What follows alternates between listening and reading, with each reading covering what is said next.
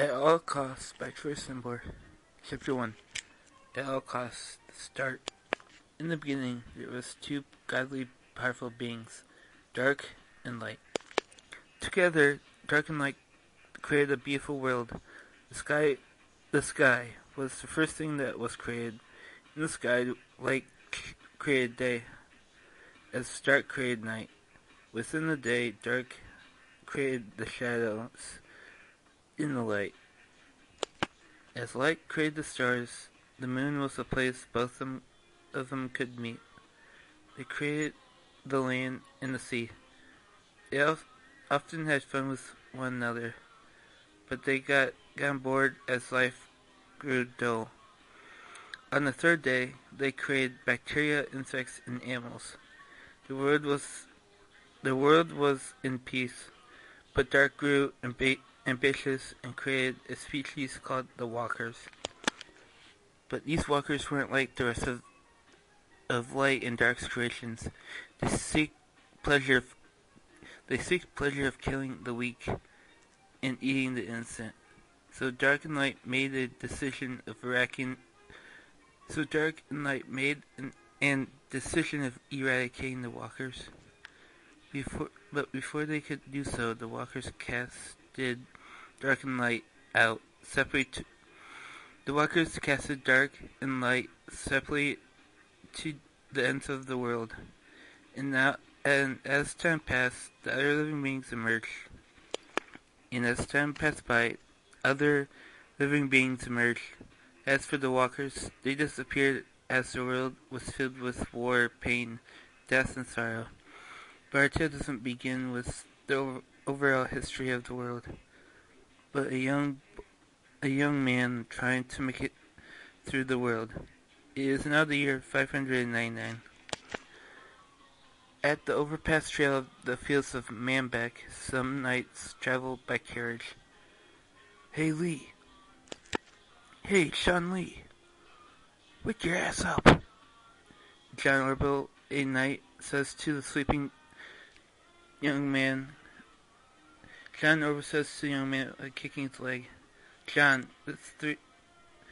with four others, lay down in the carriage from exhaustion. Mio Sean Lee started to wake up by lifting up his head. What's the idea of waking me up? Mio says in a sleepy voice. We're almost there. We can't afford to lose you if you're still sleeping. John says. In the carriage was Nathan Urak, Mackenzie Stray, and Jackson Story. Jasper, the knight in front of the carriage, started to tap on the wood. That was a signal that told them that they were there. Their destination, Latex Summit. A passageway to Knight's Paradise. A place of great weaponry. Their goal? To attain the deluxe armor. Armor strong enough to prevent death. Only 3 carriages could get past the Amorians, a group of villagers who govern the Latex Summit. Killing the Amorians would lead to war, so the King of Dest, John Mew and the others ruler, decided to avoid that at any cost. Out of the legions of soldiers, only 21 could make it in. 3 carriages, 7 soldiers in each one. Only these soldiers could carry out their mission ordered by their king. This wasn't going to be easy, John thought in his head. The carriage came to a complete stop. The knights could hear a conversation from the way in front of them. And you're requesting armor for whom, I might ask? A armor guard asks. Jonah, the king of Dest. Here's a paper with his official signature. The carriage rider says in a nervous tone. Damn Thompson, he's gonna blow his cover, Mackenzie says under his breath. John told Mackenzie to say something or they would lose their cover. Yes. It looks legit. Alright. You may pass to the Latex Summit. I warn you, there has been reports of there have been reports of goblins attacking people alongside the summit. The gatekeeper says, "Ah, yes, I'll keep that in mind." The carriage driver named Thompson said. The carriages started to move again.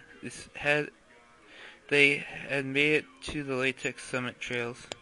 After a couple of minutes, Jasper knocked on the wood in a rhythm to give the 5 knights the signal that they could speak. Ugh, why the bloody hell does it smell like something died? Mackenzie says, pinching his nose, waving his hand around. My excess gas shouldn't bother anybody. Jackson says, confessing what he did. I beg to differ, Mia says, covering his nose. Alright, anyone knows what to do? Alright, does everyone know what to do, or do I need to reiterate myself for a third time? John suggests. John wasn't the kind of person to constantly repeat himself to the knights of lower ranks. Everyone said they got the message. King Jonah had told his 21 knights to buy as much deluxe armor as possible and to avoid contact. And to avoid conflict, every knight had gotten the message. I overheard the king talking to Sir George Washington.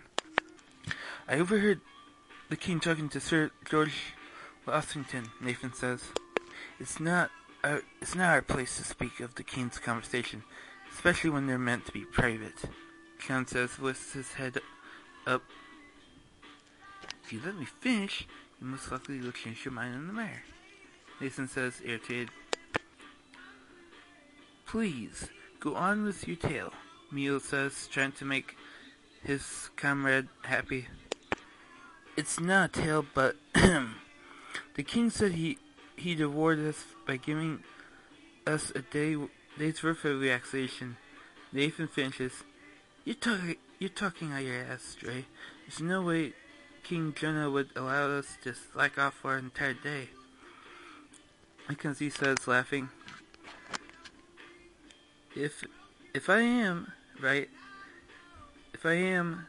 talking nonsense, it's a comforting concept, Nathan replies. John turns to Mio, who's staring out of the carriage and into the sky. Chun-Li, you right? John asks. Yeah, I'm just concerned. Mio sighs as he keeps his focus on the sky. Concerned about what? Mackenzie asks.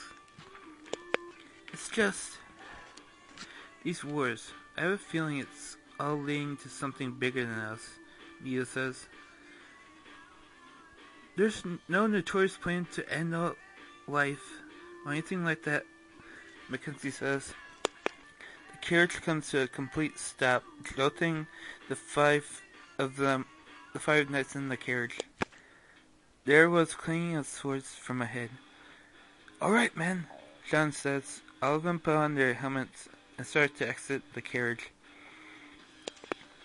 Mew just looks around. John notices it and gets slightly irritated. What are you looking for, Chun-Li? John says, confused. My helmet and sword. They should be here. Mew started to panic. John sighed and spoke in a calm voice. Here. John gave Mew a sword. Use this. Mew shakes his head. No, this one's you. Mew was interrupted by John. Use it. I have my wake blade. John smiles and heads out to the fighting. Mew looks at the sword and gulps. He ran outside to the fighting. Mew couldn't believe his eyes. It was a woman in armor. Sister? I thought you were dead, Mew says. Wake up, Mew. Wake up! The lady said. Mew had waken up from his dream. Oh, Mew says. He looks around and sees all his comrades still riding the carriage, alive. What a nightmare, Mew says as he rises up. What nightmare was it? Mackenzie asked. No, nothing you would want to hear, Mio replied. Alright, men. Jasper told me we have half hour until we make it to... We have half hour until we make it to Knight's Paradise. You all can rest now, John told his men. Mio was a skilled person. Even at the age of 10, he got the strength of 300 women. He didn't know his mother, and she died giving birth to Mio, and Mio's father always reminded him of it. Samuel, Mio's father, got remarried to a noble woman. Her name was Priscilla. Priscilla and Samuel had two twin siblings, Orion and Samantha.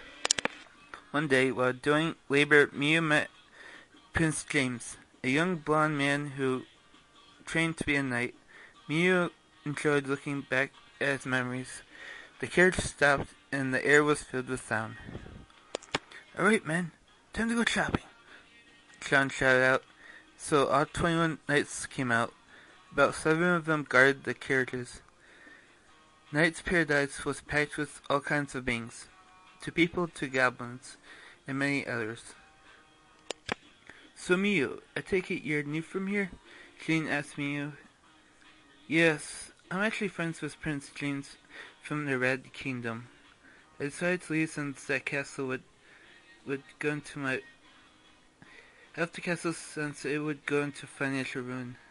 Mio replies. Damn.